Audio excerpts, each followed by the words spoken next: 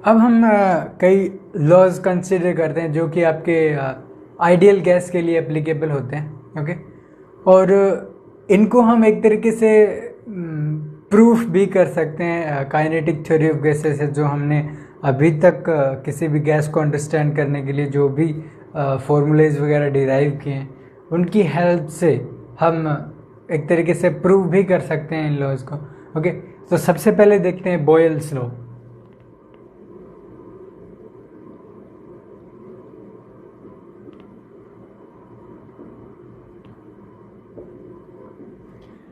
हमने देखा था कि जो आपका पी वी है वो is equal to 2/3 n into kinetic energy होता है, ओके। सो अगर यहाँ से चेक करूँ, काइनेटिक एनर्जी मेरा जो है वो डायरेक्टली प्रोपोर्शनल होता है टेम्परेचर से। It means kinetic energy only depend करता है टेम्परेचर पर, ओके। अगर यहाँ से मैं एक स्टेटमेंट देता हूँ कि आपका जो टेम्परेचर है अगर उसको मैं कांस्टेंट कर देता हूँ, टेम्परेचर कांस्टेंट करने की वजह से काइनेटिक एनर्जी आपका कांस्टेंट हो जाता है, एन आपका कांस्टेंट है। It means P V is equal to constant आ जाता है और P is directly proportional to 1/V, okay. इसका मतलब क्या हुआ कि आपका जो प्रेशर है वो इनडायरेक्टली प्रोपोर्शनल होता है वॉल्यूम के, ओके। अब काइनेटिक थ्योरी से हमने ये फॉर्मूला डिराइव किया था, ओके। अगर आप रियल गैस लॉ से चेक करो then P V is equal to NRT, इसे हमने ये लॉ चेक किया थे, ओके। सो एक बार इसको नहीं कंसिडर करते हैं, ओके। हमने जो काइनेटिक थ्योरी ऑफ गैसेस उसका यूज किया उसी से करते हैं। सो इससे हमने प्रूव कर दिया कि अगर आपका टेम्परेचर कांस्टेंट होता है then P is directly proportional to 1/V। अब अगर इसको हम प्लॉट करना चाहें देन प्लॉट करके देखते हैं इसको। यहाँ अगर मैं प्रेशर लेता हूँ, यहाँ मेरा वॉल्यूम है, ओके। सो अगर मैं वॉल्यूम टेम्परेचर एज्यूम कीजिए T1 T2 T3 तीन डिफरेंट टेम्परेचर लेके चलते हैं, ओके। इनडायरेक्टली प्रोपोर्शनल का साइन इस तरीके से आएगा, इट मीन्स ये कर्व कुछ ऐसे बनेगा, ओके। और टेम्परेचर अगर थोड़ा अलग होगा देन ये कर्व कुछ ऐसा बनेगा, कुछ ऐसा, ओके। अब डिपेंड करता है कि ये कौन सा टेम्परेचर ज़्यादा है कौन सा कम है। यहाँ से अगर चेक करें कि अगर सपोज यहाँ पर अगर कांस्टेंट की जगह यहाँ पर टेम्परेचर था ना, टेम्परेचर का टर्म था, सो P is directly proportional T/V। जिसका टेम्परेचर ज़्यादा होगा वो स्लो डिक्रीज करेगा, क्यों? बिकॉज अगर ऊपर वाली क्वांटिटी अगर ज़्यादा हो जाती है देन एलोअर जो डिक्रीज है वो आपका स्लो होगा compare to low temperature. Then it means T1 जो है वो आपका less than T2 is the less than T3, okay. ये एक तरीके से आपका कर्व बन जाता है, ओके। टेम्परेचर कांस्टेंट है, इट मीन्स ये आपका आइसोथर्मल प्रोसेस होता है, ओके। इस प्रोसेस को आइसोथर्मल प्रोसेस कहते हैं बिकॉज इसके अंदर आपका टेम्परेचर कांस्टेंट है, okay. Iso it means change नहीं हो रहा, थर्मल मीन्स उसका टेम्परेचर एक तरीके से, थर्मल जो है वो टेम्परेचर को रिप्रेजेंट करता है, ओके। अब यहाँ से चेक करते हैं कि ये ऐसा होता क्यों है कि P is directly proportional to आपका 1/V क्यों होता है। सपोज हमारे पास एक कंटेनर है, ओके। अगर इसके अंदर आइडियल गैस है, ओके। अगर इसका वॉल्यूम सपोज हम यहाँ पर कर दें, इट मीन्स प्रेशराइज करके इसका जो वॉल्यूम था V पहले था, अब V माइनस DV कुछ अपने वॉल्यूम कम कर दिया। अब कम करने की वजह से जो प्रेशर है वो इंक्रीज हो जाएगा, मॉलिक्यूल्स एक दूसरे के क्लोज आ जाएंगे जिसकी वजह से जो प्रेशर है वो आपका इंक्रीज होगा, ओके। और प्रेशर इंक्रीज होने की वजह से हो सकता है टेम्परेचर आपका आउटसाइड बाहर आपके जो एनवायरनमेंट है उसके अंदर चला जाए, बट हमें पता है कि हम टेम्परेचर यहाँ कांस्टेंट रख रहे हैं। इट मीन्स आपका जो प्रेशर है वो इंक्रीज होगा ही होगा, ओके, बिकॉज हम एनर्जी बाहर नहीं जाने दे रहे, इसीलिए ये आपका रिलेशन आ जाता है P directly proportional to 1 divided by V, okay. Isothermal process आता है। सेकंड कंसिडर करते हैं चार्ल्स लॉ।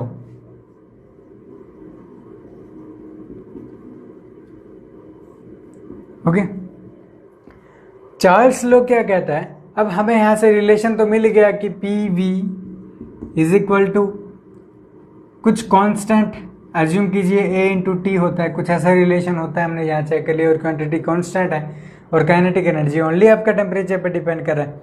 यहां से हम क्या कह सकते हैं कि इफ अगर आपका जो प्रेशर है वो इज इक्वल टू क्या हो जाए, कांस्टेंट हो जाए, प्रेशर कांस्टेंट हो जाए, ये कांस्टेंट करूंगा तो मैं क्या कह सकता हूं, V is directly proportional to T, okay. अगर V डायरेक्टली प्रोपोर्शनल हो जाता है, ठीक है, इसका मतलब क्या हुआ, ये प्रोसेस हो जाता है आपका isobaric process, okay, because pressure आपका कांस्टेंट है इसके अंदर, ओके। अब अगर इसको फिजिकली कंसिडर करें कि जैसे जैसे टेम्परेचर बढ़ाएंगे वॉल्यूम आपका इंक्रीज होता है। कैसे कि इसका अगर टेम्परेचर इंक्रीज करेंगे देन जो कोलिजन्स हैं वो आपकी क्या हो जाएंगी, इंक्रीज हो जाएंगी, और जो एनर्जी लॉस है वो आपका क्या होगा, ज़्यादा हो जाता है, जिसकी वजह से जो पार्टिकल्स हैं वो एक तरीके से कोलिजन को कम करने के लिए एक तरीके से एक्सपेंड होते हैं, ओके। और जैसे ही वो एक्सपेंड होते हैं आपका वॉल्यूम इंक्रीज हो जाएगा। इट मीन्स जैसे टेम्परेचर बढ़ा आपका वॉल्यूम भी बढ़ जाता है, okay.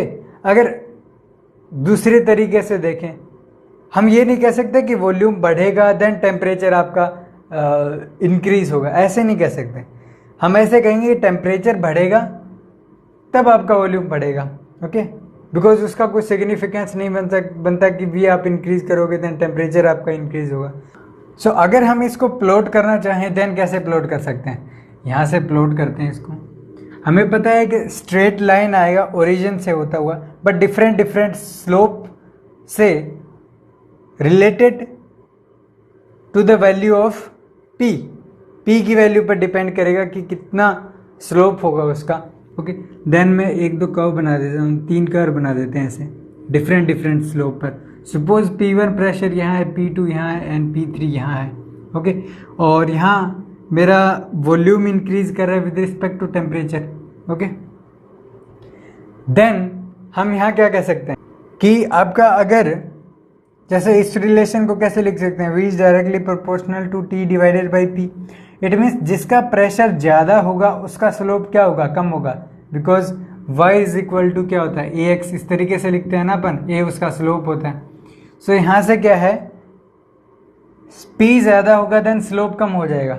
It means high pressure उसका स्लोप कम होगा। इट मीन्स P3 जो है वो आपका ज़्यादा होगा P2 से और P1 से, ओके। सो इस तरीके से कर्व बन जाता है, आइसोबैरिक प्रोसेस होती है, और इसको एक्सप्लेन कर सकते हैं हम काइनेटिक थ्योरी ऑफ गैसेज से, ओके। नेक्स्ट लॉ आता है हमारा गैलुसेक्स लॉ।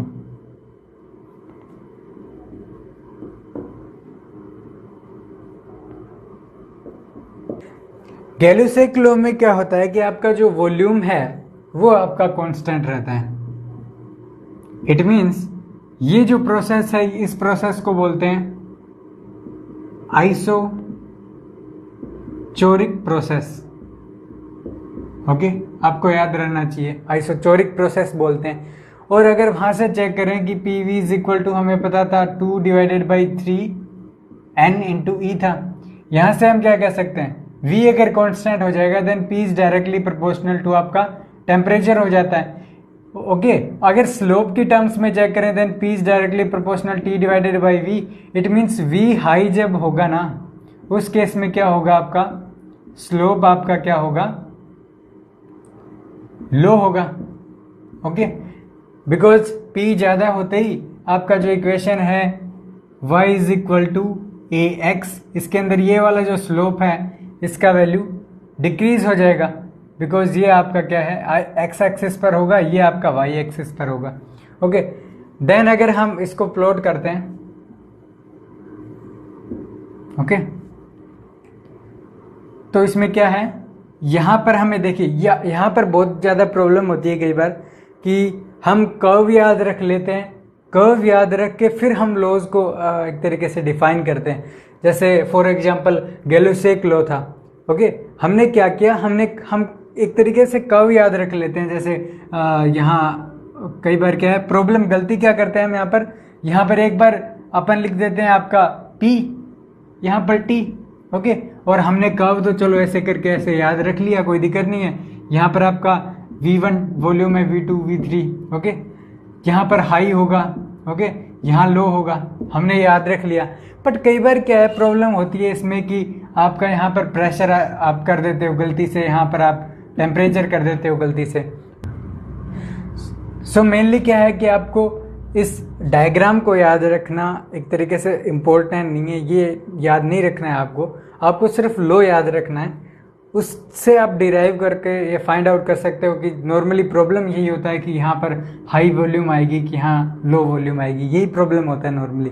ओके, ये हम इस तरीके से सॉल्व कर सकते हैं कि ये आपका जो टर्म है ये वाई एक्सिस पर होना चाहिए, ये टर्म एक्स एक्सिस पर होना चाहिए, और यहाँ पर जो आने वाला है वो आपका स्लोप होगा, और ये वैल्यू जिस टर्म की ज़्यादा होगी उसके लिए स्लोप ज़्यादा होगा। देन नॉर्मली हम यहाँ से क्या कर सकते हैं, अगर इक्वालिटी साइन भी कंसिडर करें तो कोई प्रॉब्लम नहीं है कि P इज इक्वल टू, यहाँ पर एक कांस्टेंट था, divided by T divided by volume. अगर जिसका वॉल्यूम ज़्यादा है उसका स्लोप क्या हो जाएगा, कम हो जाएगा। बट याद रखना जरूरी है कि वाई एक्सिस पर आपका प्रेशर होना चाहिए और एक्स एक्सिस पर आपका टेम्परेचर होना चाहिए। ये प्रॉब्लम नहीं करनी है हमें किसी भी कर्व में, चाहे वो आपका चार्ल्स लॉ हो, बॉयल्स लॉ हो या फिर गैलुसेक लॉ हो। ओके, सो ये याद रखना है, ये हमने पहले डिस्कस नहीं किया था, अभी डिस्कस किया तो इंपॉर्टेंट पॉइंट है। Okay, so it means Y axis पर प्रेशर ही आएगा, ओके, एक्स एक्सिस पर आपका टेम्परेचर ही आएगा। ओके, और यहाँ पर लो स्लोप आएगी आपकी हाई वॉल्यूम की। इट मीन्स ये जो वॉल्यूम है V3 वो ज़्यादा होगा V2 से और V1। ओके, सो इस तरीके से आप कंपेयर कर सकते हो। ये तो हमने चार्ल्स लॉ के लिए किया, गैलुसेक लॉ के लिए आप चार्ल्स और बॉयल्स के लिए भी कर्व को याद रखने के लिए एक तरीका याद रख सकते हो। ओके, सो एक तरीके से हमारा गैलुसेक लॉ हो जाता है। ओके, अगर आप तीनों लॉज को याद रखना चाहो, चार्ल्स, बॉयल्स, गैलुसेक, प्रॉब्लम ये भी होता है कि हमें याद नहीं रहता कि किस लॉ में क्या चीज़ कांस्टेंट रहती थी, प्रेशर कांस्टेंट रहता था, क्या रहता था। ओके, इसका सबसे एक ट्रिक टाइप में है कि हम इसको कुछ एक तरीके से एक ऑर्डर में इसको अगर लिख लेते हैं तो आसानी होती है हमें याद रखने में। ओके, सबसे पहले Charles law, okay, then Boyle's law, then Gay Lussac law. कुछ इस तरीके से याद अगर रखोगे, इसमें आपका PTV एक चैनल चलता था, PTV, ओके, टीवी चैनल था पुराना।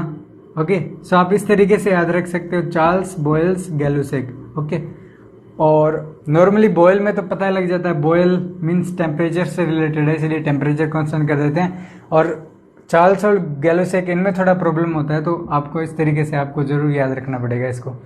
ओके, सो ट्रिक कौन सी भी लगा सकते हो, आपको याद रखने में कोई प्रॉब्लम नहीं है। बट यहाँ पर ये इंपॉर्टेंट चीज़ है कि आप जो कर्व याद रखते हो वो थोड़ा सही नहीं है, हमें सिर्फ लो याद रखना है, लो से हम कर्व को फाइंड आउट कर सकते हैं। ओके, सो इस तरीके से जो 3 लॉज थे, ओके, वो हमने कंसिडर कर दिए। हम 2 लॉज और बाकी रह गए, उनको कंसिडर करते हैं कि क्या क्या थे वो।